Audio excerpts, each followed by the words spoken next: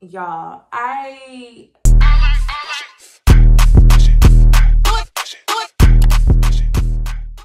y'all, it's Necey Dixon. Welcome back to my YouTube channel. If you are new here, welcome. If you are returning, y'all, welcome back. Today we're about to review season 13, episode 2 of Married at First Sight Houston. We had a pretty simple episode, so be sure to hit the like button, subscribe, share the video, all that good stuff. Let's go ahead and get into the video. All right, y'all, we are going to go ahead and start out with Michaela and Zach.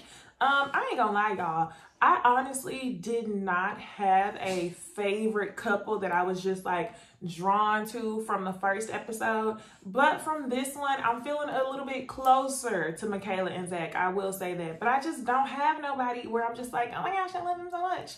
I don't have that. So I feel like we had a really, really nice meeting with Michaela and Zach. So let's start out when Michaela's getting ready for her wedding. So Michaela's getting ready for her wedding and her sister brings up Hurricane K. So Hurricane K is basically savage mode. Michaela, she says whatever the F she wants to say to whoever she has to say it to. And then whenever she gets over it, she's a Sour Patch. You know, it would be a little bit concerning if I feel like Zach was also a hothead himself. Honestly, I feel like they're going to be equally yoked. Only because they both feel like, you know, they want to be husband or wife so bad. But I get the idea that Zach is going to do whatever it takes to be a good husband.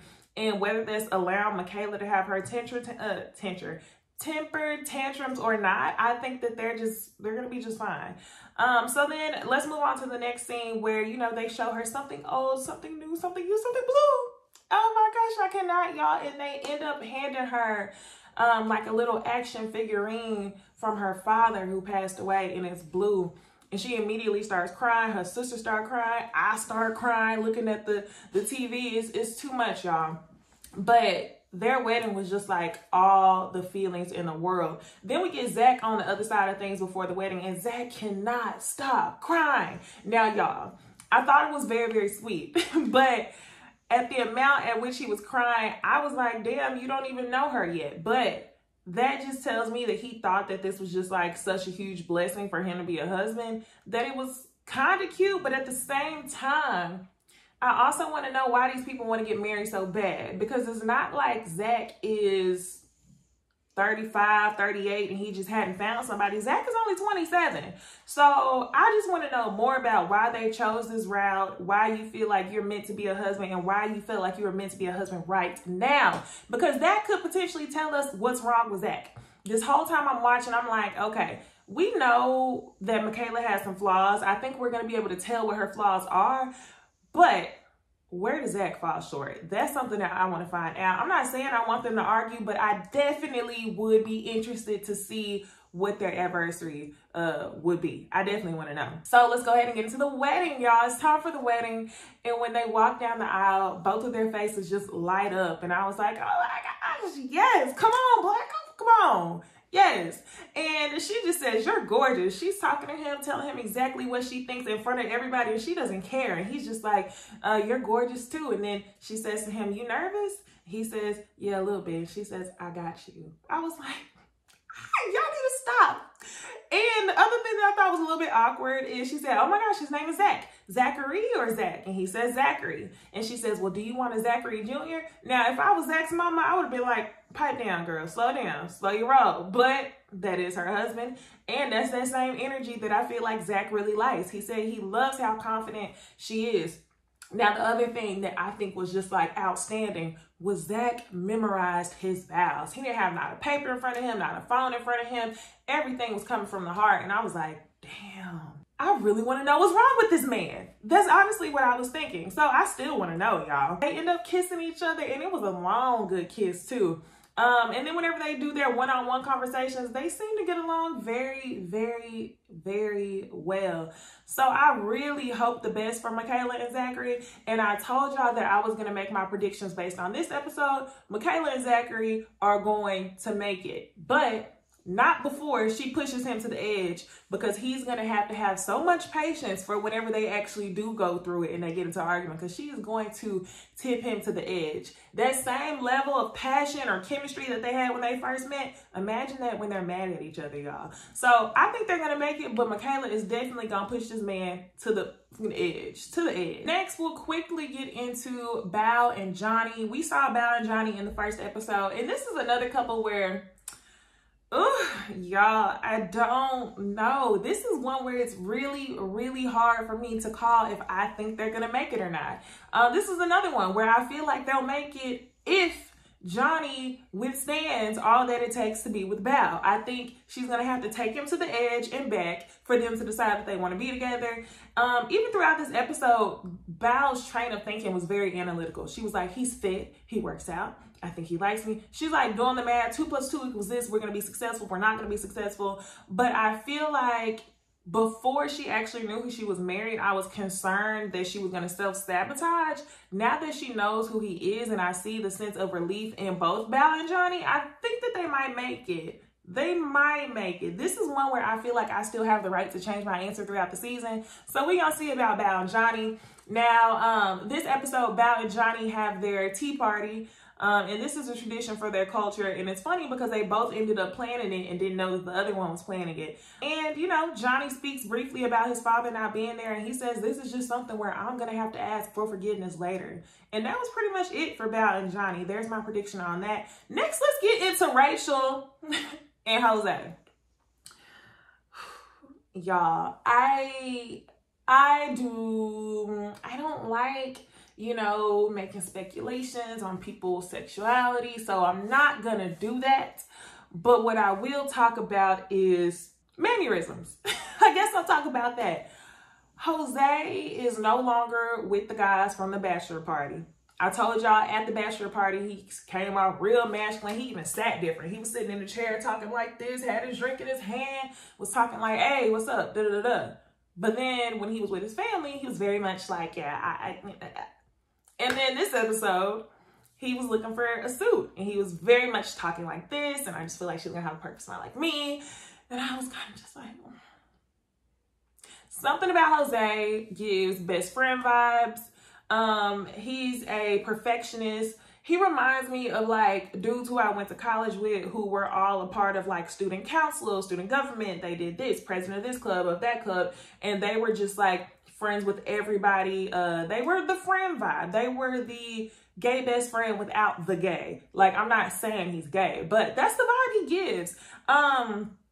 So I know he's a little bit concerned on if Rachel will like him or not. And I'm sure that he's dealt with women who weren't comfortable with his femininity in his past. So that's probably what he's going to be the most nervous about. However, Rachel kind of seems like she's just looking for partnership. So I don't know if she's necessarily going to be turned off by, you know, the way that Jose is or his style. Let's call it that. I don't know if she's going to be turned off by that. Both of them mentioned World Series in their confessional, which I thought was kind of cute.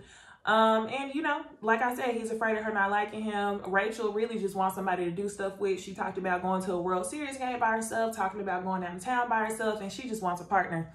What I am concerned about, though, is Rachel's not perfect at all. You can tell she still carries a lot of insecurity. She has that doughy face that, I hope he likes me. So I don't know. I really don't know. Honestly, I don't think they're going to make it at all. I don't think there's going to be a spark. I don't think there's going to be attraction on either end. And that's definitely not me saying, oh, Rachel's not going to like Jose.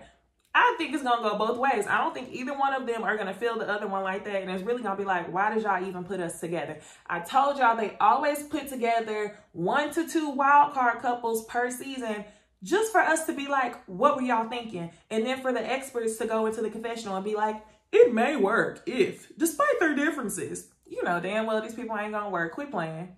Next, let's get into Gil and Mirla. Y'all, this was another couple that got a lot of screen time this episode. And one thing I thought was funny was whenever Gil's talking to his friends, he's picking out his suit or whatever. He's telling his friends that he doesn't value material. And basically, if he's with somebody like that, he's going to have to kind of, you know, pay attention to that. And what he doesn't know is that he's with somebody who seems to be extremely material, but it seems like she also likes to give back too. So I feel like it may cancel it out. I feel like Married at First Sight, they always blow up one thing, make it an issue, just like they did with Mirla talking about, oh, he has to have hair. Oh, if he's bald.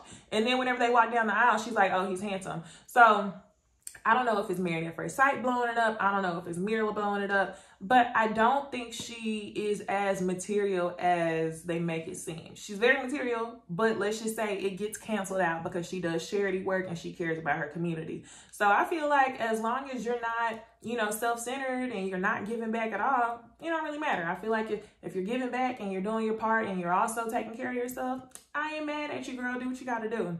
So she's talking to her girls as she's getting ready for the wedding, and they really want to know, what are your expectations, girl? Like, what if you walk down the aisle? Like, what's worst case scenario, best case scenario? And she's like, best case scenario, I want him tall, dark, and handsome, you know, like Odell. Girl, I ain't seen one Odell come through this show, so I don't know about it. But yeah, that wasn't going to be it. Worst case scenario, she says, is if he's ugly. And I hate that because that just sounds so shallow. And her friend gave her the real. Her friend was like, I'm concerned that your expectations may deter you from having a successful marriage. Like, you got to get that out of your head. She was like, you can be like, it's nice, but for you to be like, if he's not like this. Yeah, so I appreciate her friend for being real with her. I think she actually listened to what she said. So when it came to their conversations about kissing, Gil is talking to his friends and he's like, of course I'm gonna kiss her. Like, that's my wife. Of course, I'm gonna try to kiss her. I'm gonna try to kiss her. And then whenever it comes to sex, he's like, I need 24 hours, which I think is a little bit more, it's a little closer to the pace that Mirla's on. I think Mirla's gonna need like 8 weeks for her to decide decides that she wants to have sex. But I'm just glad that he wasn't like, yeah, I'm gonna have sex the first night. Now, on the other side of things, Mirla, when it comes to a kiss, Mirla's like, no, I'm gonna give him the cheek. And she definitely dodged him. Y'all, I got a ponytail, so I had to do it. I had to get extra. But Mirla definitely dodged him and hit him with that 1-2 cheek. So that's how she felt about that. As far as sex, I think she said no sex. I don't even know if they asked her, but I'm pretty sure it was no sex if the girl didn't even want to kiss him on the lips. So next, now it's time for the wedding, and she sees him. She says, oh my God, he's bald. But she's open to it. She thinks that he's a handsome man. So I'm like, okay, that is so cute. And while they are reading Mirla's, bio or informational from her friends and family, Gil's friends are just sitting there like, this don't sound right. Now, I don't know if it's the editing, but Gil's friends are sitting there like, shopping, this, that. She sound bougie. So a little bit shortly after the ceremony, they meet up for one-on-one on some champagne. And it seems like they get along. They start talking about things that they have in common. They like to work out. They both want to have kids. They even bring up how Gil spoke to Mirla's mom, and Mirla's mom only speaks Spanish. She was thoroughly impressed. And I was like, that is so cute. So yeah, she thinks he's handsome. They want kids, but she does not like dogs. Ultimately, I think that, she's going to get over it. I think she's going to end up falling in love with this dog, and she's going to be taking this dog on walks and everything else. So we'll see what happens there, y'all. Lastly, y'all, we are going to get into Ryan and Brett. This episode, I feel like I kind of got to see Ryan and Brett in a little bit more personal lights. The first episode, I really didn't know much about them at all, other than the fact that I like Brett's red hair. Ryan really, whenever he's sitting there getting ready for the wedding, he's talking to his guys about what he wants in a partner. He wants someone who's fit, but he hopes that it just doesn't stop there. He wants somebody that's also really nice. And I was like, damn, all these people just really want a nice person. And it really seems to me like Brett is a nice person. So I was like, wow, he's really gonna like her. And then Ryan's gift to Brett was shoes, and he gave her a card that said last chance to run. It was so cute, y'all. I really hope that Ryan is in a place to where he's ready to be a husband, because like I said, y'all, in the first episode, he is suffering from the loss of his best friend who passed away a year and a half ago. So I really hope he's ready. I hope that he's patient with Brett, because Brett has not had sex or been physical with any man at all for 2 years. So I hope that their love is just patient and kind. I cannot wait. So as they get ready to walk down the aisle, the episode leaves us on to be continued. So my prediction, let me round them all up, y'all. Michaela and Zach, they're going to make it as long as Zach buckles on his seatbelt, okay? Bal and Johnny, same situation. They will make it, I think, because their cultural ties are so strong, as well as their previous history of knowing each other. So I think they'll make it as long as Johnny buckles up his seatbelt. Rachel and Jose, no, not at all. I don't think either one of them are going to be attracted to each other. And if they get along for some time, I think it'll just be Rachel forcing herself and Jose trying to force himself into her. It's not going to work. Gil and Mirla. Woo! I don't know, y'all. I don't know. Gil and Mirla, maybe. And I said what I said, maybe. Is leaning towards a no for me. Leaning towards a hard no. I'm going to say no, okay? Now, Ryan and Brad, too early for me to tell. They haven't even met each other. So I'll let y'all know next week on Ryan and Brad. But y'all, as y'all know, today is Thursday. We have the Ooh Ladies First channel. Today we're going to be on the Relax with Blue channel on YouTube. Y'all know it's me, myself, Bonnie Blue, Jamie, that's me, Jay Lee's Corner. So go ahead and meet us tonight at 8 p.m. Central Standard Time, 9 p.m. Eastern. Be sure to like the video up, share, comment, subscribe. Use the hashtag #MarriedAtFirstSight so people who watch the show can find my videos. I hope y'all have an amazing Thursday or whatever day of the week it is when you watch this video. Bye. 48 hurt.